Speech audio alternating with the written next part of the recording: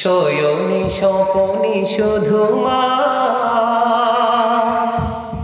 তোমার কথা মনে হয়। শয়নে স্বপনে শুধু মা তোমার কথা মনে হয়। কতদিন দেখি না তোমার, ভুলে কি গেছো আমার, ভুলে কি গেছো আমার। আদর সোহাগ মাগো আর কোথা পাবো, কার চলে আমি নিজেকে জড়াবো।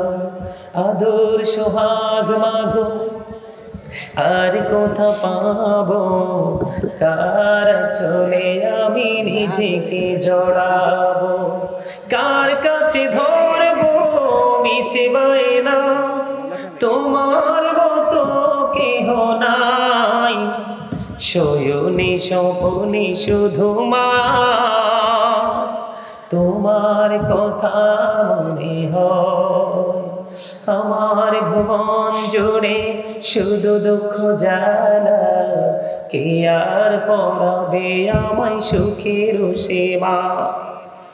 আমার ভুবন জুড়ে শুধু দুঃখ জ্বালা, কে আর পড়াবে আমায় সুখের সেমালা। কপালে কে দেবে আর কাজলে রুটি, তুমি জেনে ধরাই। শয়নে স্বপনে শুধু মা তোমার কথা মনে হয়। শয়নে স্বপনে শুধু মা তোমার কথা মনে হয়। বলেন আমার মা নাই, আমার বাবা নাই, দয়াল রে দয়াল, আমার কি মা ডাকার সাধ নাই রে, আমার কি বাবা ডাকার সাধ নাই রে। আমার মা নাই, আমার বাবা নাই, দয়াল রে দয়াল, আমার কি মা ডাকার সাধ নাই রে, আমার কি বাবা ডাকার সাধ নাই রে। ঘরে যাইয়া সবাই দেখে মজনুনির মুখ, বাবা যখন মাথায় হাত দে ভুলে যাই সব দুঃখ। আমার মা নাই, আমার বাবা নাই, দয়াল রে দয়াল, আমার কি মা ডাকার সাধ নাই রে। জোরে জোরে বলেন মারহাবা। এখন কিন্তু মা বাবা অবহেলিত। আল্লাহ রাসূলকে যখন প্রশ্ন করা হলো যে ইয়া রাসূলুল্লাহ আমার কাছ থেকে সবচেয়ে উত্তম ব্যবহার কে পাবে, সবচেয়ে আগে রাসূল বললেন ক্বালা উম্মুকা, তোমার মা। ক্বালা সুম্মা মান, তারপরে কে? ক্বালা উম্মুকা, তোমার মা। ক্বালা সুম্মা মান, তারপরে কে? রাসূল বললেন ক্বালা উম্মুকা, তোমার মা। রাসূলকে প্রশ্ন করা হলো ক্বালা সুম্মা মান, তারপরে কে? রাসূল বললেন ক্বালা আবুকা, তোমার বাবা। মায়ের দাম আছে না, বাবার দাম আছে না? মায়ের চেহারার দিকে মায়ার নজরে একবার তাকাইলে একটা হজের সওয়াব। রাসূল গো, প্রতিদিন যদি 100 বার তাকাই তাহলে 100 হজের সওয়াব। রাসূল বলেছেন যেই সন্তানটা বাবার অবাধ্য সেটা আল্লাহর অবাধ্য। যেই সন্তানের উপর বাবা নারাজ সেই সন্তানের উপর আল্লাহও নারাজ। রাসূলকে গিয়ে এক ব্যক্তি প্রশ্ন করলেন ইয়া রাসূলুল্লাহ, আমার বাবা আমার উপার্জিত সম্পদগুলো নিজের মতো করে খরচ করতে চায়। তখন আমার নবী ডাক দিয়ে বললেন তুমি এবং তোমার সম্পদ দুইটাই তোমার বাবার। সুবহানাল্লাহ বলেন না কেন? বুঝেন নাই কথাটা? মানে তুমি তো আসছো তোমার সম্পদ তোমার বাবা নিজের মতো করে খরচ করে, কিন্তু নবী বলে দিলেন শুধু তোমার সম্পদ নয়, তুমিও তোমার বাবার সম্পদ। যেমনি সেমনি তোমাকে তোমার বাবা কি করতে পারবে? তোমাকে কাজে লাগাতে পারবে, তুমি না করতে পারবে না, পারবে না। বাবা মা অমূল্য সম্পদ। আমরা সন্তান হিসেবে আমাদের প্রত্যেকের উচিত we should obey our parents. আমাদের প্রত্যেকের উচিত আমাদের পিতামাতাকে মান্য করা, কারণ paradise of the side under the feet of the mother, মায়ের পায়ের নিচেই সন্তানের জান্নাত। ইন্নাল জান্নাতা তাহতা আকদামিল উম্মাহাতিকুম, তোমাদের মায়ের পায়ের নিচেই তোমাদের জান্নাত। আল্লাহ বলেছেন কি, ওয়াবিল ওয়ালিদাইনি ইহসানা। সম্মানিত উপস্থিতি, রাসূল বলেছেন হতভাগা সে, হতভাগা সে, হতভাগা সে। কে সেই হতভাগা? আমার নবী বললেন ওই ব্যক্তি হতভাগা তার মা বাবা দুইজন বেঁচে আছে অথবা একজন বেঁচে আছে, তাদের সেবা করে যদি কোনো সন্তান জান্নাতি হতে না পারে, তাহলে তার চেয়ে বড় হতভাগা কপাল পড়ার কেউ না। মা বাবার কলেজায় আগুন দিও না। ও বন্ধু, ছোট্ট করে একটু হাদিস আপনাকে শুনে আলোচনাটা শেষ করব। যেহেতু মা বাবা প্রত্যেকটা পাড়ায় পাড়ায়, মহল্লায় মহল্লায়, বিশেষ করে অনেক বেশি শিক্ষিত ছেলেদের দ্বারা মা বাবা বেশি লাঞ্ছিত। কথা বলেন না কেন? গরিব এবং মধ্যবিত্ত পরিবারের সন্তান নিজে না খেয়ে মার জন্য বরাদ্দ করে, আর বড়লোক সন্তান শ্বশুর বাড়ি এবং বিবি নিয়ে বন্ধু ব্যস্ত থাকে। আমি আপনাদেরকে বলে দিতে চাই, মা বাবা এতটাই দামি। বনি ইসরাইলের 3 জন লোক সফরে বের হলো। সফর করতে করতে করতে করতে বন্ধু রাত্র হয়ে গেল। রাত্র যখন হয়ে গেল, তারা পাহাড়ের পদদেশে গুহার মধ্যে ঢুকলো। ঢোকার পরে হঠাৎ করে পাহাড়ের উপর থেকে বন্ধু বিশাল বড় একটা পাথর ধসে পড়লো। এটা এত বড় পাথর, হাদিস শরীফের মধ্যে যে পৃথিবীর কারো কোনো ক্ষমতা নাই পাথরটা সরাইবার। এবার 3 জন লোক, কয়জন? 3 জন মনে মনে চিন্তা করতেছে, কি করব গো, এখন কি করব? এই পাথর তো কেউ সরাতে পারবে না এখান থেকে আল্লাহর কুদরত ছাড়া। এবার 3 জন মিলে পরামর্শ করলেন, আমার দিকে তাকান। 3 জন মিলে পরামর্শ করলেন যে আমাদের জীবনে কোন কোন গুরুত্বপূর্ণ আমল আমরা করেছিলাম আল্লাহকে খুশি করার জন্য, ওই আমলের উসিলা দিয়ে আল্লাহর কাছে আমরা দরখাস্ত করব, আল্লাহ যেন আমাদের কি বিপদ থেকে মুক্ত করে দেয়। প্রথম ব্যক্তি যিনি, উনি ছিলেন একজন কাঠুরে। উনি কাঠ কাটতেন। বুখারী এবং মুসলিম শরীফের মধ্যে যে হাদিস খানা, হাদিসের রাবী হলেন হযরত আবু হুরায়রা রাদিয়াল্লাহু তাআলা আনহু। প্রথম ব্যক্তি মনে মনে চিন্তা করলেন, আমার জীবনে তিনি ছিলেন কাঠুরিয়া, সকালবেলা বাগানে যেতেন, কাঠ কাটতেন, কাঠ কেটে ওখান থেকে কাঠগুলো কুড়িয়ে এনে বন্ধু বিক্রি করে ওখান থেকে তিনি আহার জোগাতেন। একদিন তিনি কি করলেন, কাঠ কাটতে গিয়ে দেরি হয়ে গেল। ওনার গড়ের মধ্যে ছিল বন্ধু দুধের একটা প্রাণী। উনি দেরি করে এসে দেখলেন মা বাবা দুজন ঘুমিয়ে গেছে, আর দুধের প্রাণীর মধ্যে, দুধের বাঁটের মধ্যে দুধ বন্ধ পরিপূর্ণ। এবার এই সন্তান কি করলেন, তিনি সেদিন পাত্র হাতে নিয়ে বন্ধু দুধ দহন করলেন।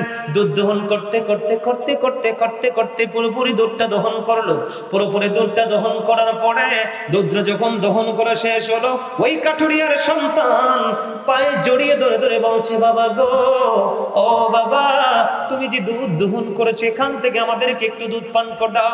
এবার ওই কাঠুরিয়া ডেকে ডেকে বললেন, সন্তান, তোমরা যদি আমার ঔরসের সন্তান, তোমরা কখনোই আমার মা বাবার চাইতে দামি নও।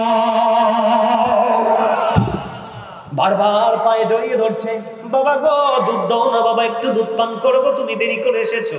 বাবা বললেন, না না, যতক্ষণ না পর্যন্ত আমি আমার মা বাবাকে দুধ খাওয়াতে না পারবো, ততক্ষণ আমি তোমাদেরকে দুধ খাওয়াতে পারবো না। বন্ধু সন্তান অনুরোধ করলো, নয় বিনয় করলো, ওই কাঠুরিয়ার মন গলল না। বাবা মা যেই ঘরের মধ্যে শুইলেন, দরজার মধ্যে বন্ধু দুধের পাত্র হাতে নিয়ে দাঁড়িয়েছে। সকাল যখন ফজর হলো, যখন শুনতে পেলেন আসসালাতু খায়রুম মিনান নাওম, যখন তিনি শব্দ পেলেন, বাবার ঘুম ভেঙে গেল। ঘুম যখন ভেঙে গেল, ঘুম ভেঙে যাওয়ার পরে মা বাবা যখন বন্ধু হাত মুখ ধুয়ে ফ্রেশ হলো, এবার ওই কাঠুরিয়া মা বাবাকে দুধ পান করালেন। আজকে এই সন্তান কোথায়?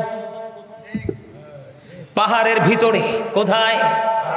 বন্ধু, তোমরা জানো না, যেই সন্তানের মা নাই রে, যার বাবা নাই, পৃথিবীতে তার আপন বলতে কেহ নাই। এই সন্তানের মতো অসহায় দেখবেন সন্তান কখন খায়, কখন সন্তানের পোশাকটা কোথায় রাখা দরকার, প্রত্যেকটা বন্ধু আলাদা আলাদা ভাবে মা বাবা গুছিয়ে রাখে। পৃথিবীতে এমন গোছানো মানুষ আর একটাও নাই। মা বাবা যার নাই, তার মতো অসহায় কেউ নাই রে বন্ধু। এবার ওই সন্তানটা আজকে বিপদে পড়ে গেল। আল্লাহ রাব্বুল আলামিনকে ডাক দিয়ে বললেন, মনিব, মনিব, আমি তোমার কাছে একটা দরখাস্ত দেই গো মনিব, আজকে বড় বিপদে পড়েছি। ওই দিন যে আমি মায়ের দরজার কিনারায় সারাটা রাত আমি দুধের পাত্রটা হাতে নিয়ে দাঁড়িয়েছিলাম মনিব, মা বাবাকে খুশি করার জন্য নয়। তুমি না বলেছো বিল ওয়ালিদাইনি ইহসানা, মা বাবার সাথে সব সময় ভালো আচরণ করতে। আমি তোমাকে খুশি করার জন্য সারাটা রাত আমি দুধের পাত্র নিয়ে দাঁড়িয়েছিলাম রে মনিব। ওই দিনের আমল যদি তুমি কবুল করে থাকো গো, তাহলে আজকের এই বিপদ থেকে তুমি আমাকে উদ্ধার করো। বন্ধুরে আমার, রে যুবকের দল, এই চিৎপুরে যুবক, আমার ভাই, আমার বাবারা, আমার মা বন্ধুদের কি বলবো, হৃদয় খুলে শোনো। এবার কি করলেন বন্ধু? হাদিস শরীফ প্রমাণ করেছে তার দরখাস্ত দেওয়া শেষ হইতে দেরি। এবার তিনি চাইয়া দেখলেন পাথরটা আংশিক সরে গেছে, কিন্তু বের হওয়ার মতো কোনো সুযোগ নাই। সুবহানাল্লাহ বলবেন না? পাথরটা অটোমেটিক্যালি একটুখানি সরে গেছে, কিন্তু হাদিস শরীফের মধ্যে রাসূল বলেছেন কিন্তু বের হওয়ার মতো পরিবেশ হয় না। বন্ধুরে আমার, দ্বিতীয় ব্যক্তি, বর্তমানে যুবকরা মেয়েরা রাস্তা দিয়ে চলে যেতে লাগলে তাদেরকে ফ্রিজিং করে কি করে না? মেয়েরা কিন্তু তাদের সাথে সময় দিতে চায় না, তাদের দুষ্টামির সাথে অংশ নিতে চায় না, কিন্তু ছেলেরা মেয়েদেরকে উত্তপ্ত করে। যুবক এই হাদিস থেকে শোনো, 2 নাম্বার ব্যক্তি, তার জীবনে একটা আমল ছিল, সে সম্পর্কে চাচা বোন হতো, সে তাকে ভালোবাসতো, সে তার শারীরিক মিলনের জন্য অনেকবার চেষ্টা করেছে, কাছে চেয়েছে বন্ধু। এবার কি করলেন? একটা সময় দুর্ভিক্ষ শুরু হয়ে গেল, মেয়েটার বাবা মা তার কাছে নাই। এবার কি করলেন? ওই যুবক 2 নম্বর ব্যক্তি তার এই চাচাতো বোনকে 200 দিরহাম দিলেন। কত? 200 দিরহাম দিলেন। মেয়েটাকে তার কাছে গেলেন, একেবারে মেয়েটার কাছাকাছি যখন চলে গেল, মেয়েটা একটা ডাক দিয়ে বলল, তুমি আল্লাহকে ভয় করো, আমার দিকে আর একটা সেকেন্ড তুমি এগিয়ে এসো না, কারণ আমার সতীত্ব রক্ষা করা আমার দায়িত্ব। যিনি আমাকে বউ করে ঘরে নিয়ে যাবে, যিনি আমার স্বামী হবে। বন্ধু, যুবকটা সঙ্গে সঙ্গে মেয়েটাকে ছেড়ে অনেক দূরে চলে গেল এবং 200 দিরহাম দিয়েছি, 200 দিরহামের দাবি পর্যন্ত ছেড়ে দেয়। জোরে জোরে বলেন না সুবহানাল্লাহ।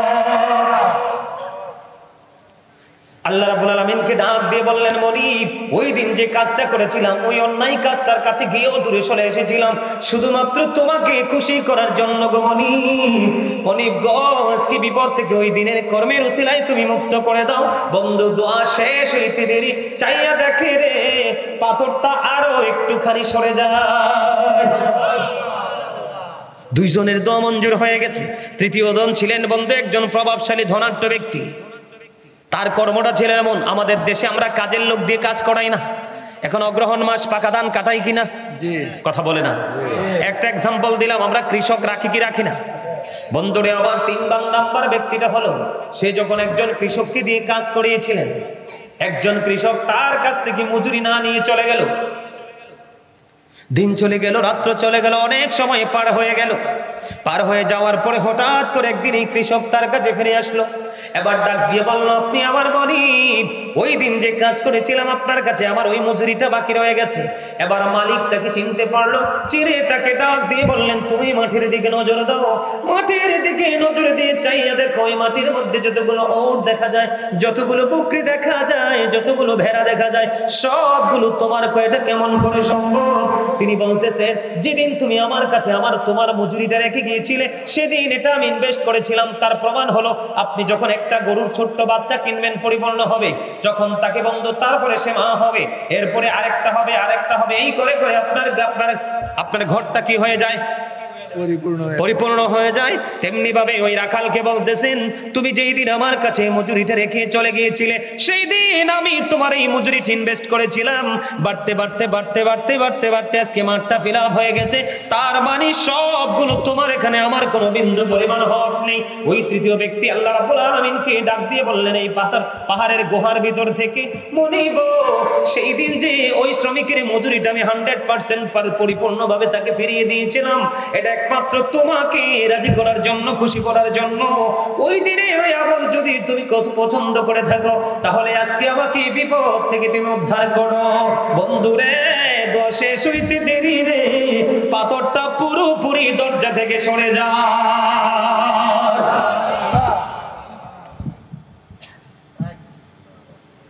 সে আদর্শ কি আমাদের মাঝে আছে? আর জোরে বলেন আছে? মা বাবা নিয়ে আলোচনা করলে শেষ হবে না আলোচনা। মজা পাইছেন না? আরে আমিও তো মজা পাইছি, আপনারা তো মজা পাইবেন তো আরো আগে। এগুলো আমি বারবার বলি, বারবার মানুষকে শোনাই। আমার কাছে এত ভালো লাগছে, আপনাদের কাছে তো আরো ভালো লাগবে, এটাই স্বাভাবিক। ওঠে না তো? এগুলো হচ্ছে নবীর প্রেমিক। নবীর প্রেমের মধ্য দিয়ে আল্লাহকে রাজি করতে হবে। ডাইরেক্টলি আল্লাহ পাওয়া যাবে না। পাইলে নিরালাই গো নবী, পাইলে নিরালাই, পাইলে নিরালাই গো নবী, দুই কদমে চুমুখাবো, দুই কদমে চরণে ধুলি মাখবো গায়ে, পাইলে নিরালাই গো নবী, পাইলে নিরালাই, পাইলে নিরালাই গো নবী। বন্ধুরে আমার, এই শিক্ষা কে দিয়েছেন আমাদেরকে? আমাদের নবীজি। কে? কথা বলেন। বন্ধুরে আমার, আমি যুবকদেরকে বলি, মা যদি রাগ করে একটা কথা বলে সহ্য করো না। তুমি মায়ের পেটে থেকে মাকে কি পরিমাণ কষ্ট দিয়েছো, এটা লাভে আসলে বুঝিয়ে দিতে হবে মৃত্যুবরণ করার পরে। মার কলিজায় কত আগুন দিয়েছো সেটার প্রমাণ মিলবে কবরের পরে যাওয়ার পরে, কিন্তু সেই দিন বন্ধু কিছু করার থাকবে না। আমি তোমাদেরকে বলি, একটা মা ছিল বন্ধু একবারে মাজুর, বুঝেননি? ল্যাংরা, সে হাঁটতে পারতেন না, কিন্তু বাইতুল্লাহ শরীফ তাওয়াফ করার মতো তার অন্তরে অনেক বেশি আশা আকাঙ্ক্ষা ছিল। ছেলেকে ডেকে ডেকে বললেন, বাবা গো তুমি আমাকে খানায় কাবা তাওয়াফ করাও। সন্তানটা মাকে কাঁধে উঠাইল, মাকে কাঁধে উঠাইয়া 7 বছর পর্যন্ত বন্ধু খানায় কাবা তাওয়াফ করালেন। কত বছর? সুবহানাল্লাহ বলেন না কেন? খবরটা কি সাধারণ মনে করছে? 365 দিনে 1 বছর। কত দিনে? 7 বছর বন্ধু মাকে কাঁধে করে খানায় কাবা তাওয়াফ করালেন। 7 বছর পরে সাদিকুত তাইয়ার নামক এক আবেদকে প্রশ্ন করলেন, বলেন না আমি 7 বছর পর্যন্ত আমার মাকে কাঁধে করে খানায় কাবাটা তাওয়াফ করিয়েছি, আপনি বলে দেন আমার মায়ের দুধের ঋণ শোধ হয়েছে কিনা? এবার ওই সাদিকুত তাইয়ার একটা ডাক দিয়ে বললেন, শোনো গো, তোমার হায়াত যদি 50,000 বছর হয়, কত?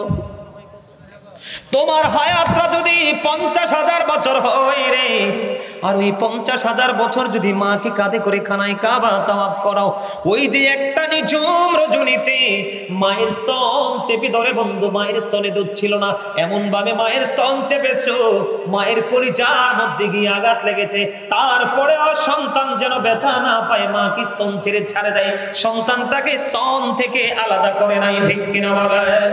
ওই সাদিকুত তাইয়ার নামক আবেদ একটা ডাক দিয়ে বলল, তোমার জীবনে যদি 50,000 বছর যদি তুমি হায়াত পাও, তুমি যদি 50,000 বছর যদি মাকে কাঁধে করে চড়াও, তারপরেও তোমার ওই একটা রজনীতে মায়ের স্তন চেপে ধরে দুধ পান করেছো, একটা রাত্রের দুধের ঋণ তুমি শোধ করতে পারবে না। মায়ে তো দামি, আপনারা জানেন না তো? আমার জীবনে আমার মনে হয় একটা মেয়েও এত বেশি কাজ করে না, আমি আমার মাকে এত বেশি হেল্প করেছি। আমি এখনো আমার মায়ের চেহারাটা কালো দেখলে আমার মনে হয় গোটা পৃথিবীটা অন্ধকার হয়ে গেছে। আমার মনে পড়ে না আমি আমার মাকে দিয়ে আমার কাপড় কেচেছি, বরং আমি আমার মায়ের কাপড় যদি গোসলের পরে থাকতো আমি কারোর জন্য অপেক্ষা করতাম না, আমি মাঠটা ধুয়ে দিতাম। এই কারণে হয়তো আজকে আমি গাজী সুলাইমান হতে পেরেছি। গোটা পৃথিবী আজকে আমার জন্য পাগল। পৃথিবীর এমন কোনো দেশ নাই, পৃথিবীর এমন কোনো রাষ্ট্র নাই যে সেই রাষ্ট্রের সাথে আমার গুড কমিউনিকেশন নাই। আমেরিকা বলেন, লন্ডন বলেন, অস্ট্রেলিয়া বলেন, কানাডা বলেন, ফ্রান্স বলেন, আপনারা কি বলেন, ইটালি বলেন, আপনারা কত দেশের কথা বলবো। মানুষ ফোন দিয়ে আমাকে বলে, গত কিছুদিন আগে 85 বছর বয়স হবে, বরিশাল থেকে এক ভদ্রলোক ফোন করছে। কত বছর? ওনার চামড়াগুলো এত মোটা বসছে, আমি এখন এরকম চামড়া মোটা মানুষ দেখি না। ছবি দেখলাম ওনার, উনি বলতেছে কই মাটাকে যদি একটা নজর দেখতে পারতাম, কোন মায়ের ওদর থেকে রজনীগন্ধা পৃথিবীতে এসেছে। আল্লাহু আকবার বলেন না? সম্মানিত উপস্থিতি, মাকে ভালোবেসে মাকে মূল্যায়ন করে তার সম্মান ক্ষুণ্ণ হয়েছে পৃথিবীতে এমন নজির কেউ দেখাতে পারবে না। পৃথিবীতে যদি আপনি এসপি কে বলেন আপনি এসপি হয়েছেন কিভাবে, তিনি বলবেন মা বাবার সন্তুষ্টি। ডিসি কে বলেন তিনিও সে উত্তর দেবে। প্রাইম মিনিস্টারকে বলবেন মা বাবার দোয়ার কথা বলবে। একজন টিচারকে বলবেন মা বাবার দোয়ার কথা বলবে। সম্মানিত উপস্থিতি, পৃথিবীতে যারা একেবারে তারকার মতো ফুটে উঠেছে পৃথিবীর আকাশে, প্রত্যেকটা মানুষের পিছন ব্যাকগ্রাউন্ডটা যদি দেখেন, দেখবেন সেখানে পাতায় পাতায় মুহূর্তে মুহূর্তে শুধু পিতামাতার ভালোবাসায় ঘেরা দরখাস্তের কথা লেখা আছে। পৃথিবীর অবস্থার প্রতিকূলে। এই জন্য আমি ভাবছি যে আজকে কিয়ামতের আলামত নিয়ে একটু আলোচনা করব। সম্মানিত উপস্থিতি, আমি আপনাদেরকে বিনীতভাবে অনুরোধ করব, মৃত্যুবরণ কিন্তু আমাদেরকে করতেই হবে, মাস্ট বি। বাঁচার কি কোনো সুযোগ আছে? আরো জোরে বলেন। মৃত্যুকে একটু ভয় করেন। পাপী লোকের আত্মাটা যখন বের করতে আসবে ফেরেশতা, আসার সময় আল্লাহর কুদরত থেকে চট নিয়ে আসবে। কি চট চেনেন? চট, বেতের পাতলা চট, সালার চট চেনেন? চট নিয়ে আসবে। হুজুর কেন? পাপী লোকের আত্মাটা যখন বের করা হবে, এই আত্মাটা থেকে এত বেশি দুর্গন্ধ বের হবে, এই দুর্গন্ধটা এত বেশি হিংস্র হবে, গোটা পৃথিবীর যত প্রাণী আছে সবগুলো মরার পরে যদি একখানে স্তূপ করে রাখা হয়, ওই স্তূপে সবগুলো একত্রে পচার পরে যে দুর্গন্ধটা বের হবে, সেই দুর্গন্ধের চাইতে ভয়ঙ্কর হবে একটা পাপী লোকের আত্মার দুর্গন্ধ। নাউজুবিল্লাহ বলেন। সম্মানিত উপস্থিতি, এখনকার মানুষগুলো কিন্তু ভয়ঙ্কর পথের দিকে হাঁটছে। ইসলাম যে রাস্তা দেখিয়েছে সেই রাস্তাটাকে ওভারটেক করে সে নিজের মতো করে রাস্তা তৈরি করে হাঁটছে। আর এটাই হলো আমরা ইমানদার হিসেবে আমাদের জন্য সবচেয়ে বড় গজব। আপনাদেরকে আমি বলি, যদি আবার কখনো কোথাও দেখা হয়, লম্বা সময় নিয়ে আসবো, বড় আলোচনা আপনাদেরকে শোনাবো। তবে তার আগে আপনাদেরকে আমি একটা কথা বলবো, মানতে পারবেন কিনা জানি না। আল্লাহ রাসূল বলেছেন, তোমরা তোমাদের সন্তানের দায়িত্বটা যথাযথভাবে পালন করো। We should obey our parents. আমাদের প্রত্যেকের উচিত আমাদের পিতামাতাকে মান্য করা। Every parent should take care their children very carefully. প্রত্যেকটা পিতামাতার উচিত তাদের সন্তানের দায়িত্ব যত্ন সহকারে পালন করা। কিভাবে পালন করবে? আল্লাহ রাসূল বলেছেন, আদিবু আওলাদাকুম আলা সালাতি খিসালিন হুব্বি নাবিকুম ওয়া হুব্বি আহলি বাইতিহি ওয়া আলা কিরাতিল কুরআন। রাসূল বলেছেন, হুব্বি নাবিকুম, তোমরা তোমাদের সন্তানদেরকে নবীর প্রেম শেখাও, teach the love of the profit. তারপরে বলেছেন অহব্বি আহলে বাইতিহি, তোমরা নবীর পরিবারের ভালোবাসা শিখাও, টিচ ফ্যামিলি লাভ। তারপরে বলেছেন আলা কিরাতিল কুরআন, learn to recite the holy Quran, তোমরা তোমাদের সন্তানদেরকে কোরআন তেলাওয়াত শিখাও। কয়টা বাবা মা আছে এখন যে সন্তানকে নবীর প্রেম শিখিয়েছে, আহলে বাইতের প্রেম শিখিয়েছে, কোরআন তেলাওয়াত শিখিয়েছে? কথা বলেন। আমরাই কিন্তু আমাদের ভবিষ্যৎকে কি করে দিচ্ছি? ধ্বংস করে দিচ্ছি। সন্তান জন্মগ্রহণ করার পরে মনে মনে নিয়ত করবেন, মেয়ে হোক বা ছেলে হোক, আল্লাহ আমি তাকে ইসলামের রঙে রঙিন করবো। তখন আল্লাহ রাব্বুল আলামিন আপনাকে সাহায্য করবে। আল্লাহ কাউকে জিজ্ঞেস করতে হয় না। আল্লাহ যদি বলে কোন ফায়াকুন, সাথে সাথে হয়ে যাও, হয়ে গেছে। আল্লাহু খায়রুল মাকিরিন, শ্রেষ্ঠ কৌশলের মালিক কি? আল্লাহ। ঠিক না বলেন? আর জোরে বলেন। উনি একটা মুর্শিদি শুনতে চাইছে, আমি কি একটু শোনাবো? মুর্শিদি মানে আল্লাহর ওলিদের শানে। আপনারা কি আল্লাহর ওলিদেরকে পছন্দ করেন না? আল্লাহর ওলিরা পৃথিবীতে আইসে দেখেই কিন্তু ইসলাম পাইছে, নাইলে কিন্তু পাইতাম না। এই দেশে কি নবী আসছে? যুগে যুগে আল্লাহর ওলি পয়দা হবে, তাদের মাধ্যমে দিনটা কায়েম থাকবে। ঠিক বিনা বলেন? আমি বলবো, গাইবো? আপনারা পছন্দ করেন? বাবা বাগদাদি রে আমায় ভইল নাকি, আমি কি তোমায় বলতে পারি রে। বাবা বাগদাদি রে আমায় ভইল না রে, আমি কি তোমায় বলতে পারি রে। বাবা শাহপুরে বসিয়া কি খেলা জোরাইলা, বাবা শাহপুরে বসিয়া কি খেলা জোরাইলা, বসাইলা আসে কিরি মেলা দয়াল রে। বাবা বাগদাদি রে আমায় বইল না রে, আমি কি তোমায় বলতে পারি রে, আমি কি তোমায় বলতে পারি রে। বাবা ডাকিও গোপনে রাখিও চরণে, বাবা ডাকিও গোপনে রাখিও চরণে, মিটাইও আমার মনের যত জ্বালা রে। বাবা বাগদাদি রে আমায় ভইল না রে, আমি কি তোমায় বলতে পারি রে। মারহাবা কর আরো জোরে। আপনাকে রাগ হইছে? হ্যাঁ, আল্লাহর প্রিয় বান্দাদের ইবাদত করা, তাদেরকে নিয়ে কথা বলা, এটাও আমাদের জন্য ইবাদত। বুঝতে হবে, কারণ তারা এতটাই বুজুর্গ হয়েছে, তাদের সরাসরি তাদের বন্ধু আল্লাহকে বানিয়ে নিছে। সম্মানিত উপস্থিতি, আসলে আজকে আলোচনাটা একটু এলোমেলো হয়ে গেছে, এদিক থেকে একটু ওই দিক থেকে একটু, বিভিন্ন দিক থেকে বিভিন্ন অ্যাঙ্গেল থেকে আলোচনা করেছি। তা আমি মনে করি ভালো হয়েছে, কারণ আপনারা বিভিন্ন দিক থেকে একটু একটু করে ছোট ছোট টপিকস আকারে একটু বুঝতে পেরেছেন।